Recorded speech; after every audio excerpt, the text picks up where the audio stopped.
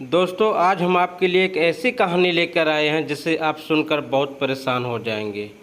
एक बड़ी बहन छोटी बहन के साथ घिनौना काम करवाती है। उसकी आंखों के सामने उसकी 13 साल की मासूम सी बहन के साथ 5 युवक रेप कर रहे थे। एक एक करके जब उसके साथ रेप कर रहे थे तो वो बोल रही थी, क्या थोड़ा ठीक से करो। और उसमें एक लड़का वीडियो बना रहा था और थोड़ी देर वो खुद अपनी ही फ़ोन को पकड़कर अपनी छोटी बहन के साथ रेप का वीडियो खुद बनाती है और उन 5 लड़कों से बराबर रेप कराती है। दोस्तों, स्कूल में छुट्टी हो जाती है, मई जून का महीना चल रहा होता है, तो बच्चे अपने गांव में किसी भी जगह पर, कोई नानी के यहाँ, कोई दादी के यहाँ पर घूमने के लिए जा रहे थे, जैसे हम भी जाया करते थे। और जो आज की घटना है यह भी मई जून की छुट्टी से जुड़ी हुई है, क्योंकि मध्य प्रदेश के रीवा जिले की रहने वाली है। एक 13 साल की बच्ची जो 8वीं कक्षा में पढ़ती थी, लेकिन जब मई जून की छुट्टियां बोली तो वो अपनी माँ से बोलती है कि मैं बड़ी बहन के यहाँ जाना चाहती हूँ, वहाँ पर गांव में रहूँगी, क्योंकि मेरी एक बड़ी बहन भी है, उसके साथ मैं थोड़ा टाइम बिताऊँगी। घर पर रहते रहते मैं बोर हो चुकी हूँ, परेशान हो चुकी हूँ। तो इसलिए उसकी माँ उसको गांव में ले जाती है और गांव में अपने उसके चाचा के यहाँ पर उसको छोड़ आई, वो वापस आ जाती है। अब छोटी बेटी जो गांव में घूम रही थी बड़ी सुकून के साथ, कभी इधर घूमती है कभी उधर घूमती है। 31 मई के दोपहर लगभग 2 बजे के टाइम पर उसकी बड़ी बहन आई, उससे बोलती है कि आओ जरा नदी उस पार चलते हैं, मुझे शौच करना है, क्योंकि गांव में टॉयलेट बाथरूम तो होते नहीं हैं। तो सारे लोग खेतों की तरफ जाते हैं और उसे गांव में नदी के पास शौच करने के लिए लोग जाते थे। तो वो लड़की जो है 13 साल की थी, वो अपनी बड़ी बहन के साथ, जो जिसका नाम काया था, जिसकी उम्र लगभग 21 साल या 22 साल थी, उसके साथ शौच करने के लिए दोपहर के टाइम जैसे ही नदी के उस पार पहुंचती है और जब कई घंटे बीत जाते हैं तो वो उसके बाद वापस आई। वापस आने के बाद वो काफ़ी ज़्यादा परेशान थी, वो घबराई हुई थी और वो सिर्फ अपने चाचा से एक बात बोल रही थी कि मुझे यहाँ से वापस जाना है, मुझे अपने घर जाना है। अपनी माँ को फ़ोन करती है, माँ से बोलती है कि मुझे अभी के अभी वापस घर आना है, मुझे यहाँ पर नहीं रुकना है, मैं बहुत ज़्यादा परेशान हूँ, आप जल्दी आ जाइए। उसकी माँ भी हैरान हो जाती है कि मेरी बच्ची वैसे तो बहुत दिन तक रहती है, अभी फ़िलहाल मैं उसको 7-8 दिन ही गए हुए हैं, और जो मेरी बेटी है वो आने की ज़िद क्यों कर रही है। इसलिए माँ उससे बोलती है कि मैं 1-2 दिन के अंदर मैं तुम्हें लेने के लिए आ जाऊंगी, तुम थोड़ा सा इंतज़ार करो। लेकिन वो बोलती है कि 1-2 दिन नहीं, बस तुम कल की कल आ जाओ यहाँ पर और मुझे यहाँ से ले चलो। दूसरे दिन उसकी माँ आई, 13 साल की जो बच्ची थी उसको वापस वो अपने घर ले जाती है। लेकिन बच्ची बहुत परेशान थी, इतनी परेशान थी कि वो डरी हुई थी, वो अपनी माँ से कोई बातचीत नहीं कर रही थी। माँ परेशान थी कि आखिर गांव में मेरी बेटी के साथ ऐसा क्या हो गया जो यह मुझसे बात नहीं कर रही है, यह बिल्कुल बदली हुई है, जैसे खुश मजाज करते हुए खुश तरीके से यहाँ से गई थी वैसे नहीं है।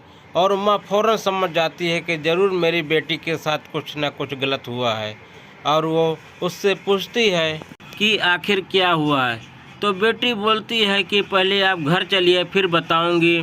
और जैसे ही मैं घर आई, वह बोलती है कि 31 मई की दोपहर जब मेरी बड़ी बहन मुझे खेतों में शौच कराने के लिए ले गई थी, तो वहाँ पर पहले ही 5 लड़के खड़े हुए थे खेतों में, और मेरी बड़ी बहन मुझसे ही बोलती है अब तुम इसको पकड़ लो। यह बात सुनने के बाद मैं वहाँ से भागती हूँ, लेकिन वो 5 लड़के मुझे पकड़ लेते हैं, खेतों में गिरा लेते हैं, जिसमें से 4 लड़के मेरे साथ ज़बरदस्ती वहीं पर गंदी हरकत करते हैं, दरिंदगी करते हैं। और उसमें से जो 5वां लड़का था वह फ़ोन से वीडियो बना रहा था, और जो मेरी बड़ी बहन ने किया वो खड़े होकर मेरी चचेरी बहन वहाँ पर देख रही थी और उन लड़कों से बोल रही थी कि इनके साथ जितनी तरीके से तुम अच्छे से रेप कर सको रेप करना, तुम्हारे लिए कोई मना नहीं है। और वो जब तक खड़ी रहती है, जब तक वो बारी बारी से 5 मेरे साथ रेप करते हैं, उसके बाद मुझे फ़ोन में वीडियो दिखाते हैं मुझे कि अगर मैंने यह बात किसी को भी बताई तो वो वीडियो को वायरल कर देंगे। उसकी फैमिली वालों तक ये वीडियो पहुंच जाएगी, हर जगह पहुंच जाएगी। जिस स्कूल में पढ़ती है वहां पर ये वीडियो पहुंच जाएगी। इस वीडियो को देखेंगे और फिर वो बदनाम हो जाएगी। इसलिए जो रेप वाली बात है ये बात किसी को भी ना बताएं। और वहाँ से मेरी बड़ी बहन मुझको घर ले आई है। मैं घर पर आकर काफ़ी परेशान थी। ये बात जब मैं अपनी चाचा को बताती हूँ तो चाचा यह बोलते हैं, क्या जो कुछ तुम्हारे साथ हुआ इस बात को भूल जाओ, इस बात को अपनी माँ से मत बताना। लेकिन मैं बहुत ज़्यादा डरी हुई थी, इसलिए मैंने आपको ये बात बताई। लेकिन माँ बड़ी हैरान थी कि आखिर इसकी बड़ी बहन ने अपनी छोटी बहन के साथ रेप 5 लड़कों से क्यों करवाया। वो फ़ौरन एसपी सिटी ऑफिस पहुंचती है। एसपी साहब को यह पूरी दस्ताना बताती है, कहानी बताती है। एसपी साहब बिना देरी किए हुए पुलिस की वहां टीम को भेजते हैं और जो लड़के थे उसमें से 4 लड़कों को गिरफ्तार कर लिया जाता है। उसमें से 4 लड़कों की उम्र किसी की 16 साल थी, किसी की 15 साल थी। 2 लड़के नाबालिग होते हैं, 2 लड़के बालक थे। अब उन 5 लड़कों से पूछताछ किया जाता है और दूसरी तरफ जो उसकी बहन थी उसको भी पुलिस गिरफ्तार कर लेती है। बड़ा सवाल ये था कि आखिर बड़ी बहन ने इन 5 लड़कों के साथ रेप क्यों करवाया। और जब पुलिस पूछताछ करती है तो पता चलता है कि उसकी चाचा की जो बेटी थी उसके संबंध 5 लड़कों के साथ चल रहा था। वह उनसे फ़ोन पर बातचीत किया करती थी। और छोटी बहन जब अपने चाची के यहाँ पर पहुँचती है तो उसने अपनी चाची को 2-3 बातें बता देती है। क्या दीदी लड़कों से बातचीत करती हैं, अलग अलग लड़कों से मिलती हैं और नदी के उस पार जाने के बाद लड़कों से और बातचीत करती हैं। और मैंने 1-2 बार बातचीत करते हुए देखा है। और जब बड़ी बहन को उसकी माँ ने डांटा चिल्लाया तो उसके दिमाग में इतना गुस्सा आ गया कि क्या छोटी बहन ने मेरे साथ ऐसा किया है तो मैं इससे बदला लूँगी।